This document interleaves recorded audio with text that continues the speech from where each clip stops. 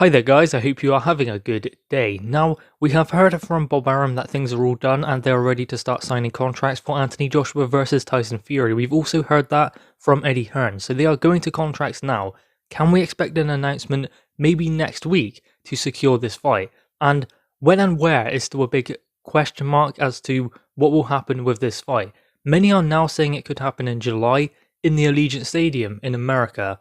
I'm not entirely sure that that is going to happen. I'm not convinced because Bob Arum previously said that it would take place late evening time in the US.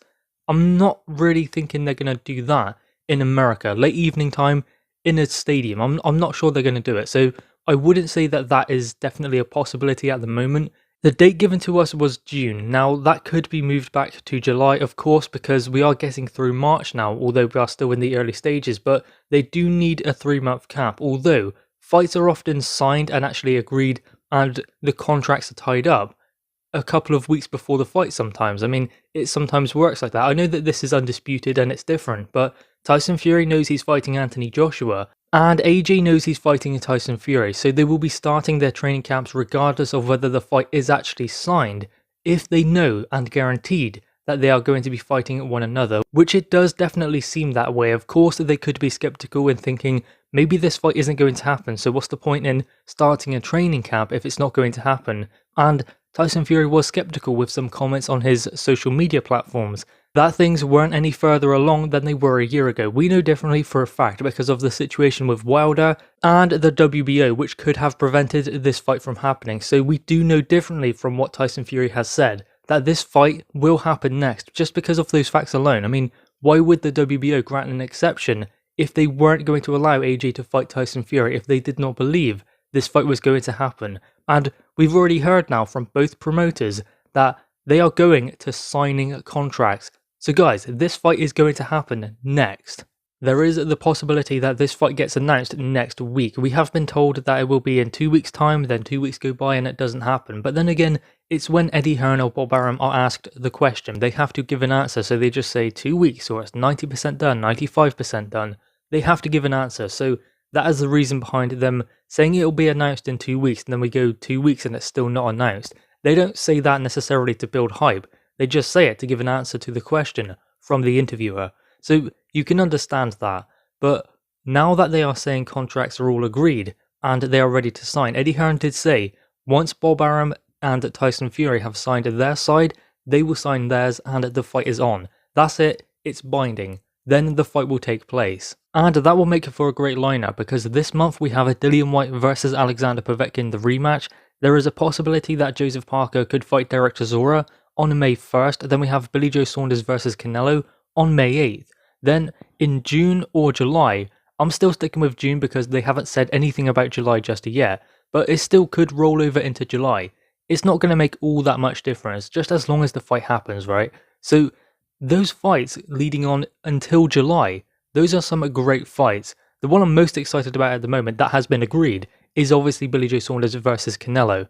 Although that might change when Anthony Joshua and Tyson Fury gets announced, of course, but at the moment the one that is definitely 100% set in stone, that is the fight that is so exciting, so intriguing, because, I mean, Billy Joe Saunders has been touted as this guy by many to be the one to undo Canelo, the one who can beat him. The big question is, how is Billy Joe Saunders going to take that kind of pressure when Canelo just keeps coming, and not just that, keeps adjusting as well, as the fight wears on? Canelo is going to vary things, he's not going to do the same thing. If it doesn't work, then he's going to change it. And it won't be huge changes, it will just be subtle adjustments here and there, as he gauges Billy Joe Saunders. He won't worry too early on in the fight, he will look to gauge him, to figure out what Billy Joe Saunders does well, and then look to take those things away. Having said that, at the moment I do believe that Billy Joe Saunders is the one that can come closest to beating Canelo. There is of course David Benavidez as well, who is an extremely talented fighter, but there are some question marks with his commitment at times, especially with making weight and things like that. So with Billy Joe Saunders in the right mindset, he is the one who I believe can come closest. David Benavidez can for sure, but it takes a lot of other things as well. Billy Joe Saunders has shown that when he's locked in, he can put in a good performance. He can stay on that level of commitment towards a big fight, like David Lemieux or Andy Lee. So he's proven that in the past. the gas tank thing is going to be something we have to talk about, because does Billy Joe Saunders have the gas tank to go 12 rounds with Canelo, someone who's working down to his body and pressuring him all the time, constantly making him think? It's not just about the physical side, it's about the mental side as well. The fact that Billy Joe Saunders will have Canelo in his head, in his face, pushing him all the time, making Billy Joe Saunders work all the time. He's not going to allow him to have any moments of respite. Billy Joe Saunders needs to stay switched on for 36 minutes in this fight, because I don't believe he can stop Canelo. So it's going to be 12 rounds, but for those 12 rounds, he's going to have to be on it the whole time, and he's going to need the gas tank to go those 12 rounds and work consistently each and every round in those 12 rounds, because if he cannot, then Canelo will stop him. He'll work down to the body, he'll break him down physically and mentally, and eventually he will get to him. So Billy Joe Saunders needs to show his resolve in this fight with Canelo with regards to his engine and his mental capacity also. That is going to be a huge thing going into this fight with Canelo. But boy, is it going to be a great fight. It's going to be a great fight because of the matchup of styles and the fact that Billy Joe Saunders definitely believes he's capable of doing it. When there is a fighter who believes that he can win and genuinely believes it as well, then he is tough to beat. So that makes both of them tough to beat. So we're going to see a great fight on May 8th. There is also the rematch between Alexander Povetkin and Dillian Whyte, which is going to be a very intriguing fight. It is sneaking up now, 27th of March, I believe, in Gibraltar. This is a fight that Dillian Whyte definitely needs to win, otherwise it sets him back. I mean, it's not the end for Dillian Whyte if he loses, but he does need to win it, because if he wants a world title opportunity next year, which he does really need it, then he needs to be winning this fight.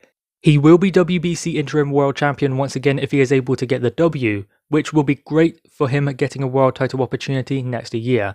Dillian Whyte has been in some great fights, but none of them have been world title fights, and that is his ambition, to become a heavyweight world champion. So I would like to see him beat Povetkin, then he doesn't need to take another risk. I mean, I'd like to see him in there with Deontay Wilder, that's a great fight, but I mean, I don't even know if Deontay Wilder would take that fight. That being said, does Dillian Whyte need to prove anything else? I know he likes to keep active and keep taking these tougher challenges, and he says he calls it piggybacking off of their experience. So he fights someone more experienced than them and he beats them, then he takes all of that experience with him, which is a great mentality.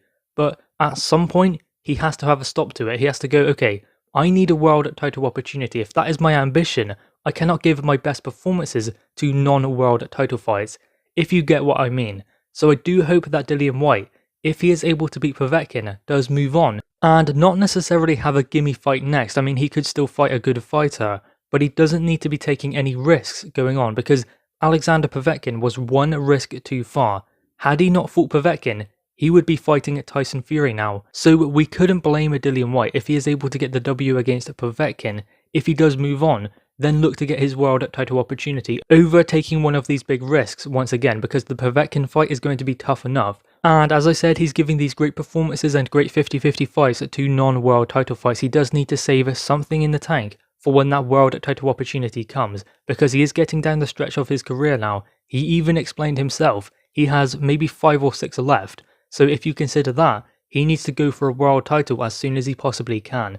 And once he gets in that position, he needs to make sure that that is his focus, not taking a big risk after Alexander Povetkin once again.